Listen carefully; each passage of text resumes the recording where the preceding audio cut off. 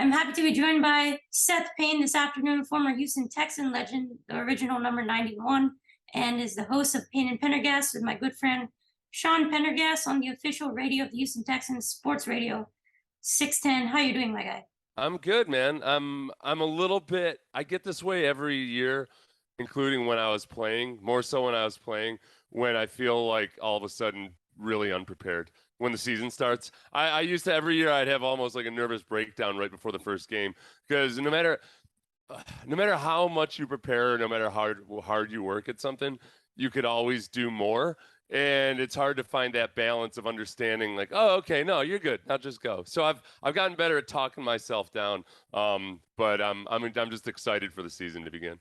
Yeah, for sure. I mean, do you get that feeling quite a bit, like in a lot of games where you're that nervous, or is it just like in the first one? Just the first one, I can remember before the first Texans game ever. And it's not a nervousness about the game itself. It's that I always was trying to tweak and change my preparation schedule so that so I could study more or know more about the opponent. And I would always feel like right before the first game, like it was like that nightmare you have where you show up at school with no clothes on. And my wife got really good at talking me down from it. But I can remember before the first Cowboys game. Oh, really? Yeah, well, the first game in franchise history, it was it had been a rough training camp because we were all new as an expansion team. There Yeah. were times during practice where we couldn't get a snap off because David Carr and the center were just fumbling or screwing up the exchange every time. And we were about to play the Cowboys on national television. And I just remember I was driving with my wife down Sage Avenue, and we were at a stoplight. And I was like, no, you don't understand, Brandy. It's a mess out there. And she kind of talked me down, and I settled down, and we ended up winning the game. And I think I learned right then, like, okay, freaking out about stuff is idiotic. You gotta learn how to manage yourself a little bit better than that. Yeah, I agree, but that's a great story there. And last night was the season opener for the NFL, and Aaron Donald. He just every time I watch him, he just blows my mind. Just seeing him run through offensive linemen. Bills had to, of course, double team him, but he still, I think, made his presence felt. What do you think is the biggest reason why he's able to just like blow past guys like that? Aaron Donald does a really good job of using a perceived weakness as a strength. And you see this a lot with defensive linemen, guys that aren't the prototype height. They'll get looked over, or people will wonder. They'll look at it as a negative. But it really is a positive if you do it the right way, because it gives you a lower center of gravity. And because you're allowed to use your hands, shorter defensive linemen, who are also, by the way, I mean, Aaron Donald is incredibly athletic and powerful and all of that, but shorter defensive linemen who can use their hands well almost become like Mike Tyson was, where you can get up and get at guys with different angles and with a better lower center of gravity, and can move more quickly than other defensive linemen can. And I think Aaron Donald is the epitome of that. I mean, he and J.J. Watt are similar in a lot of respects when it comes to their technique, their preparation, their work ethic, all of that stuff, and their explosiveness. But Aaron Donald's just a different type of athlete and a different size. So he's awesome like JJ, just in a different way. But I always have a lot of respect for guys that aren't the ideal height, but turn that into a strength. And it really is. It's not just saying like, it's he figures out a way to make it work for him. No, it's really a positive for him. Yeah, I totally agree with that. Loves how he makes that into one of his strengths. And heard you guys this morning talk about Damien Pierce. I know there's been a lot of talk about, everyone's really hype about him in the preseason. I think people, I don't know, I just feel like some people overblow stuff, but I do think he was really, really good. Now that he's a starting running back and have a lot of workload. He didn't really play that too much, I think, in college. He kind of had like a committee approach in Florida, but he's going to have a full role here, on Sunday. So we'll see what happens. Going to be facing a tough Colts defense. Maybe not too sure how well he can do against that kind of defense. Yeah, that's the huge question, is that I think that Damien Pierce is doing a lot of things already, even though it's only in preseason and in training camp, that a lot of rookie running backs don't do or might not do ever in the NFL. And that's play with really good vision and with a lot of decisiveness. One of the hardest things, and you used to see this with a Gary Kubiak offense, especially in a Kubiak or Shanahan offense, they put a lot of pressure. They put a lot of emphasis on making one cut and then going, just getting vertical as soon as possible. And a lot of guys that are maybe a little bit more tentative don't do all that well in that type of a system. This isn't that type of a system, even though they run a lot of similar, zone plays. But I think Damien Pierce has that ability to see the path, understand where the defense is going, and then just hit it. And that's something that's independent of power, strength, height, weight, speed, anything. And Damian Pierce has all those things. It's just he's got that one little harder to identify trait of vision and decisiveness. And that's why I feel good about him. So now the big question is just, okay, the run blocking hasn't been all that great the last few years.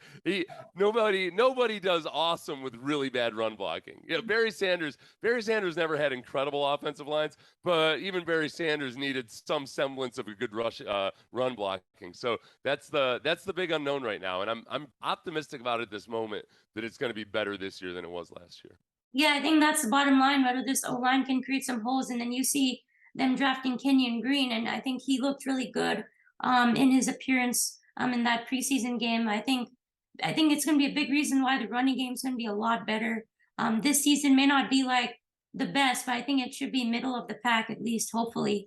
And I know you were talking about the scheme the other day on 610 about, I guess players kind of looking not too great in that Tim Kelly system. I know under Tim Kelly that running game wasn't too great at all, but I think Pep Hamilton should be able to help with that, I would think. Yeah, and it's always tough when I talk about that because I never want to make it look like I'm throwing undue shade at Tim Kelly or Bill Yeah, O'Brien or George Godsey. I mean, those guys did some good things. yeah, And I think that the trouble or the tough part of Bill O'Brien and his scheme, which let's say it tweaked somewhat, but it's Tom Brady's and Josh McDaniel's scheme, yeah, is one where you can change a lot at the line of scrimmage. You can change a lot from week to week.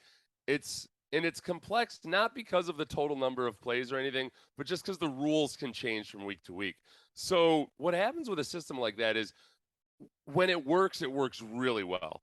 But you've got to have everything dialed in and everybody on the same page. And it's really, really hard to coach and get right. There are other systems and schemes, and Gary Kubiak's was one.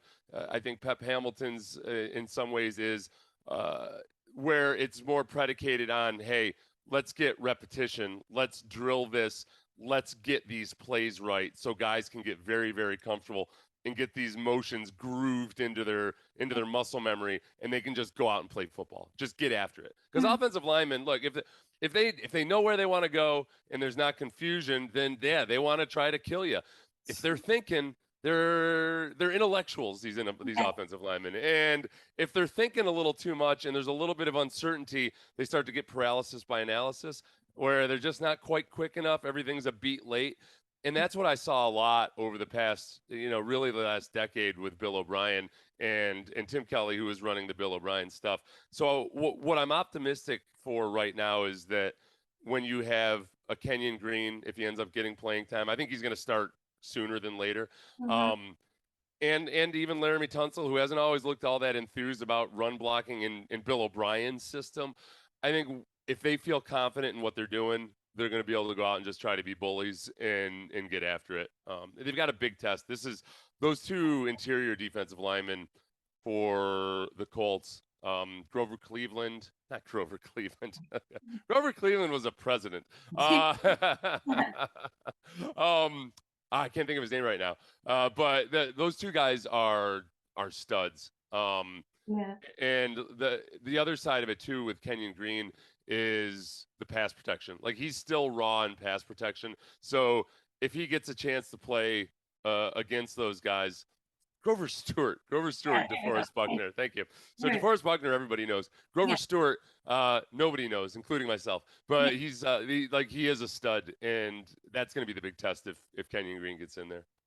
yeah, for sure. Definitely going to be a big test on Sunday because the Colts, I think, are pretty strong. I think in terms of that defense, and I think Damien Pierce really is the key for me offensively. I think I'm going with him in fantasy, have him as my running back too, but also I think having him in the run game should be able to give Davis Mills some opportunities in the play action. Hopefully, we can see some sort of game with that. And what do you think Davis Mills should show you on Sunday for you to be confident about him as the season progresses? I'm really glad that you mentioned Damian Pierce and the running game complementing Davis Mills because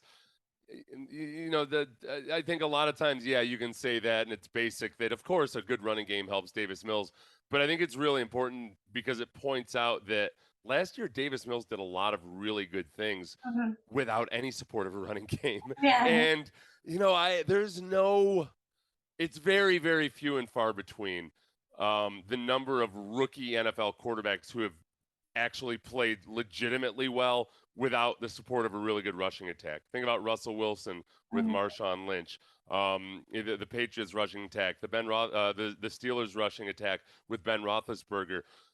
Those young quarterbacks, Roethlisberger, first or second year quarterback, do a whole lot better when they've got a good rushing attack. Davis Mills didn't have that last year, and he still did some really good things over those last 5 starts. So I think that alone is going to give us a better indicator if the Texans can run the ball of just exactly what Davis Mills is and what he can do.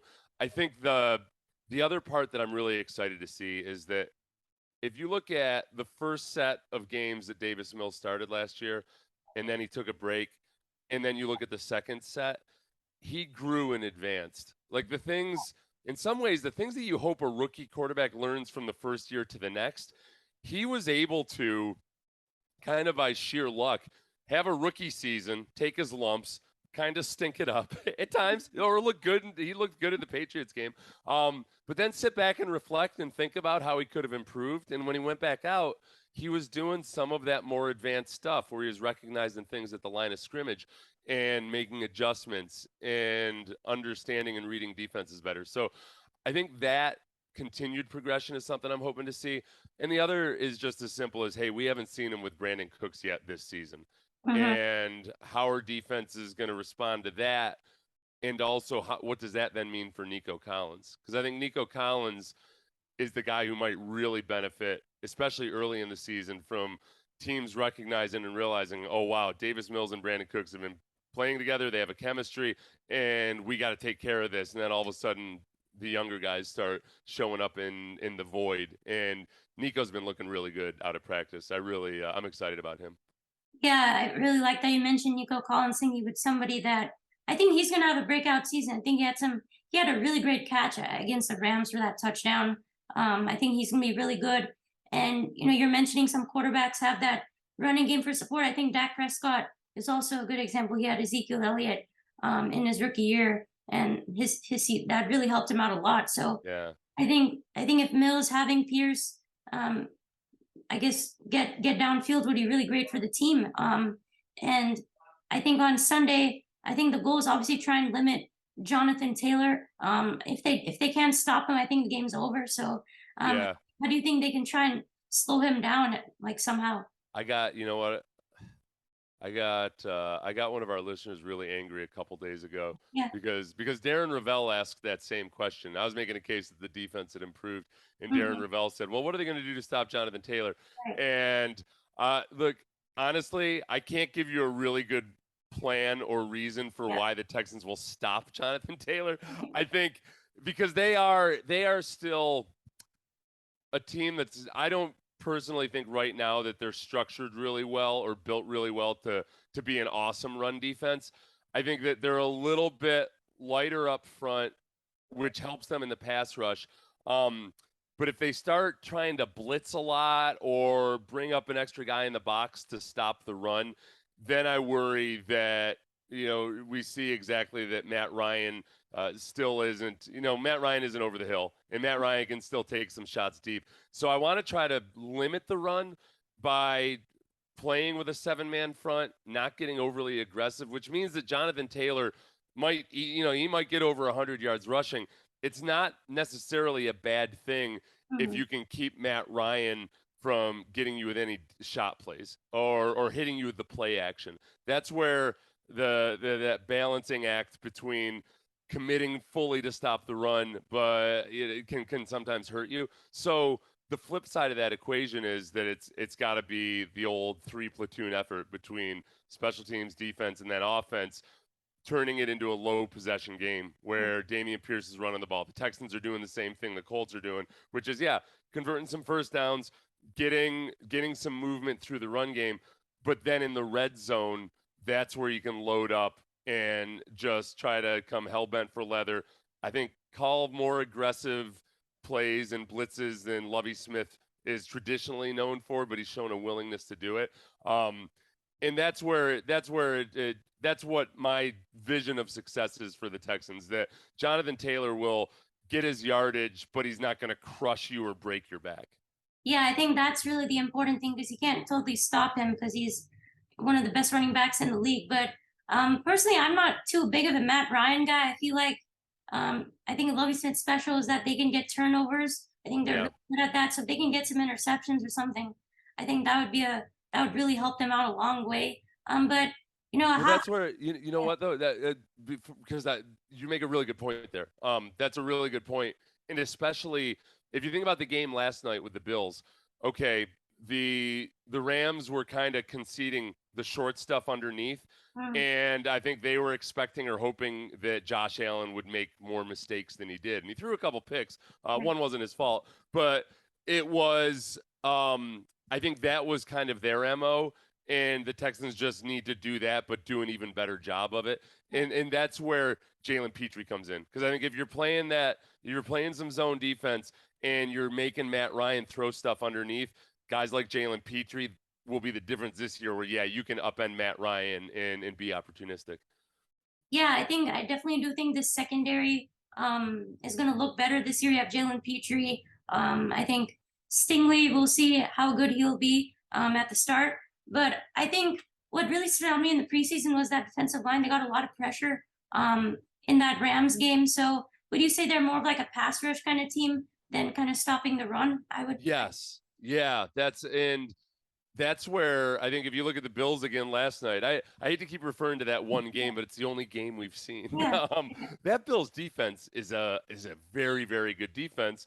But yeah, that's stopping the run is not their ultimate strength, and they've added some bulk to their front line over the last couple of years to try to account for that. So it's not like you can't have a really good defense, even if you're not built to stop the run. I mean, it is the NFL now, where a lot of times it's 30% run, 40% run. It's not the primary objective until all of a sudden you're in the AFC South and you got all these stud running backs. So I don't think they're built for it right now. I think that could change in the future. I think that I think that the interior defensive line are guys that can be stout. They're not big space eaters or anything. It's just a matter of the front seven really having to mesh well together and take advantage of some of those guys between Heinisch and Lopez and Dwumfor and some of those guys. It's just, I think that's still going to be a work in progress. I think they need another couple of head bashers along the way. I don't want it to be that Jalen Petrie has to always come up and sacrifice his body to stop the Yeah. run. Yeah. Do you get nervous? I get nervous. I get a little bit nervous because he's got that kamikaze side to him, where I feel like he's a little too willing to sacrifice his body for the tackle. Yeah, I mean, but I think that's what you want him to do, but I don't know if that you want him to do that too much. But I think there's some really promising guys on this defensive line. I feel like Roy Lopez could be someone who stops the run a little bit Yeah. better than some of the other guys. I think Mario Addison, unfortunately, I think he's doubtful for the game, so that was kind of a loss there. But I think Jerry Hughes is a good addition. Rasheem Green, so and don't forget about John Bernard. So I think they have some really great guys on that D line. So hopefully they can maybe sack Matt Ryan. That's what I hope for. Yeah. And are you good friends with any of the players on the Texans? Like I've seen you I saw a picture do like with Roy Lopez or something like that. Oh yeah, yeah. No, you know what? I'm old now, and and I'm a media member, so I don't get as close to guys as I used to. I think that like it's funny. Probably the guy on this current team that I know the best is John Weeks, and it's because he's Yeah. old too. Yeah. So um, it has been, and the other side of it too is that man, there's been so much turnover. The Right. last the Titus Howard is kind of an elder statesman on this team in terms of guys that have been around Yeah.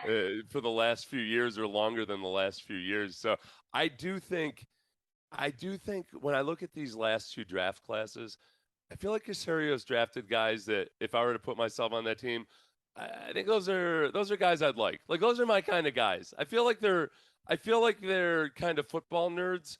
Like they nerd out on football, and they're not. Sometimes in pro football, and I think in a lot of pro sports, you can get a culture on a team where all of a sudden guys feel like they're too cool for school. Like, like, I'm a pro, and that means I got to act like I don't care that much about it, or I've kind of made it already.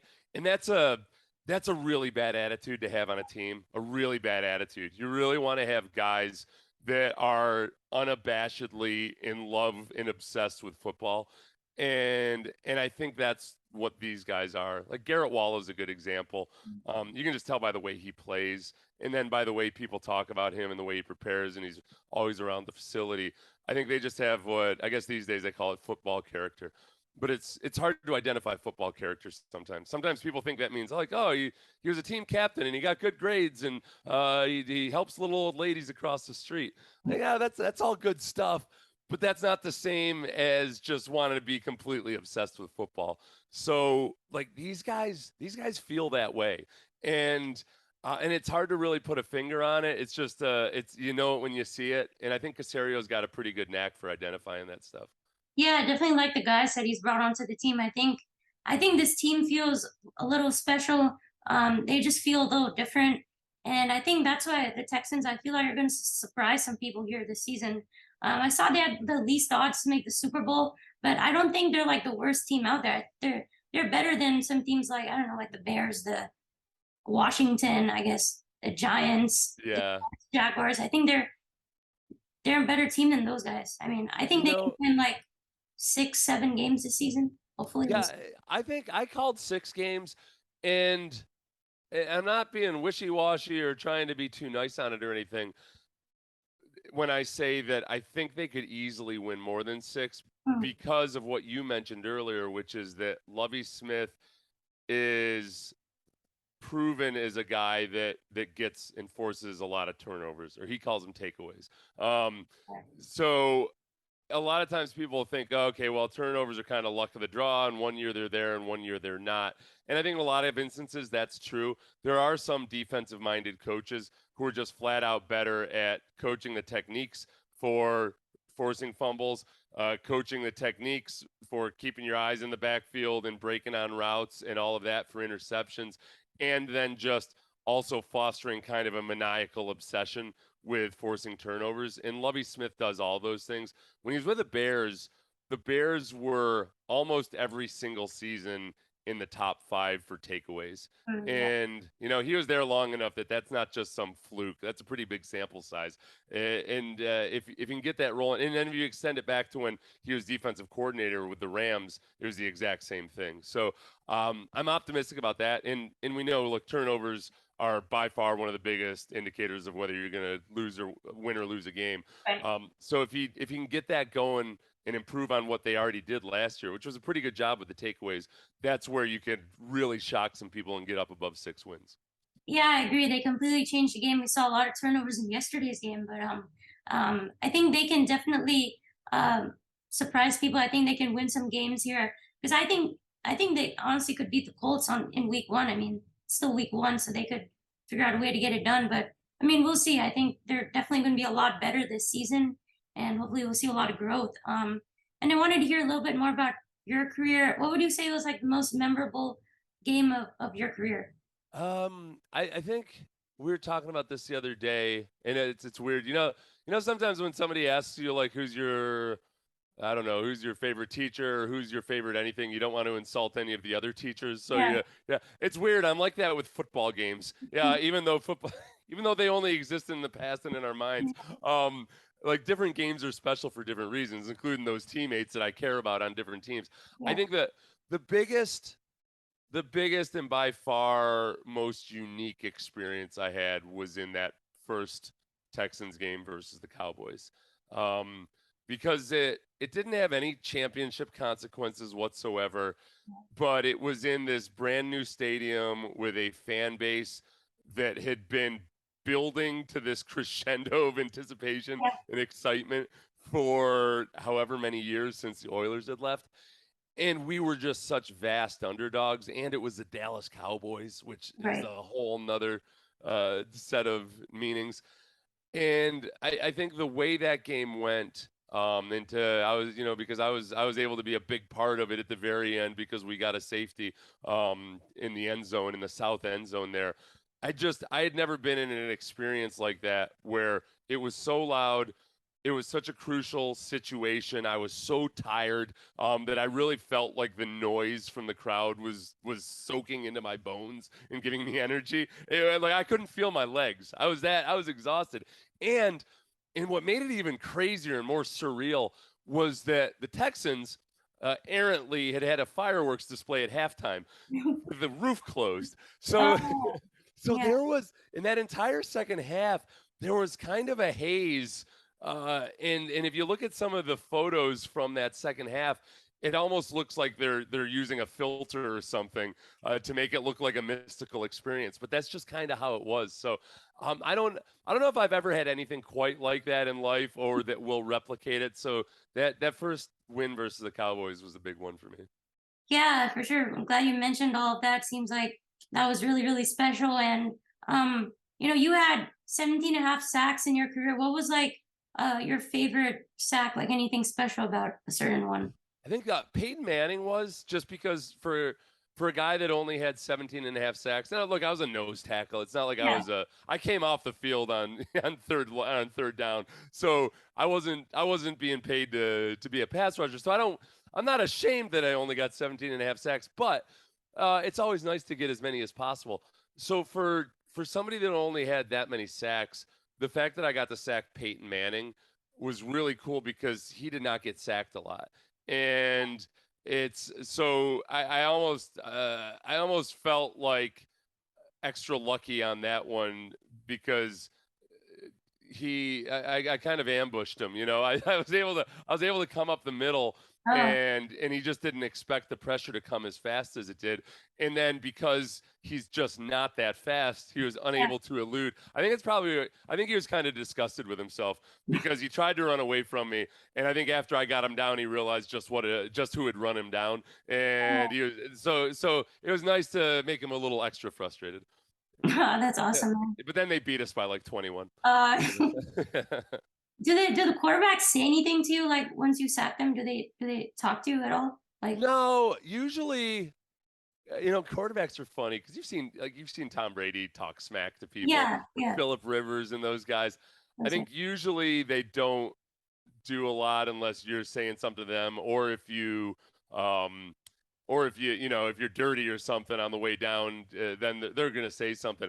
Mm. For the most part, most guys are pretty cool in terms of just like, hey, good hit, big fella, stuff like Yeah, that. I think they're kind of, for a couple reasons. One is that quarterback never wants to show that he's frazzled or frustrated, and then the other side is, I think, simply that a lot of quarterbacks are just, I think they're this really curious blend of being extremely driven and competitive, yet also just solid, cool dudes to hang out with, and yeah. they're naturally wired to just kind of be like, "Hey, buddy, all right, hey, good job. Still gonna kick your butt." And I remember I thought I was gonna sack Brett Favre. We Uh, were playing on a Sunday night game in Houston, and I came clean really quickly. And Brett Favre is another guy who's really hard to sack because he had a really quick release. He was really elusive. He just knew exactly how to take a step here or there. And he had a third thing going for him, which was the Brett Favre mystique. And I got done yeah. in by that because it was almost like I came clear. and I saw Brett Favre right in front of me, and it was almost like in a movie when like the beam of light comes down and everything else goes dark, and like you hear the and I saw Brett Favre there, and it made me just tense enough that I whiffed on him. He took one step to the side and completed a pass like 20 yards downfield, and Uh, then just gave he gave me a nice pat on the butt as we were walking back. He was like, "Yeah, that was a good rush, man. What am I gonna do?" So that's probably the Brett Favre technique of talking to your opposition is probably how most quarterbacks do it. yeah, that's actually really, really cool. It was like you actually saw like, okay, well, I have a chance to sack him now. Like, was it like, Yeah, yeah, it was too slow. Like when a tight end is in the end zone forever and yeah, and the ball comes and the quarterback throws it slow because he's there forever, and then they yeah, somehow whiff on it. It's because there's just too much time. Once you consciously think about anything during a play, it's yeah. usually a bad thing. It's got to be acting on instinct and reaction. Yeah, I agree with that, but that's actually like really, really cool that I get to hear about that. And I think last question here, when I had Sean on here, I think for the first time, it was like in January or something. I asked him if he wanted to like announce the WWE or something, but he said no, but he said he wanted to like beat the crap out of you like one day. He said he wanted to like power bomb you. Yeah. Oh no! Did you sense like real animus behind it? Was this like Like some deep seated thing? I don't that think would be that would be a fun. Sean loves wrestling, and I'm completely clueless about it. so. So, but I'm starting to appreciate the dramatic side of it and why people get so into it. And Sean has just such an appreciation for things like the heel turn when somebody turns evil or goes from good to bad that I think in his dream world somehow we could turn our show into professional wrestling to where somehow we all of a sudden have a feud or yeah like he turns into the bad guy or just beats me up, something like that. I could see that. Yeah, that would actually be really cool. But like, I told him to take a video if that ever happens. Like, yeah, yeah, yeah. But that's great. Really enjoy your show. I'm always like tuning in the morning, especially when I go to school. So, you guys do a great job, and thank you so much for the time, Seth. This was really, really awesome.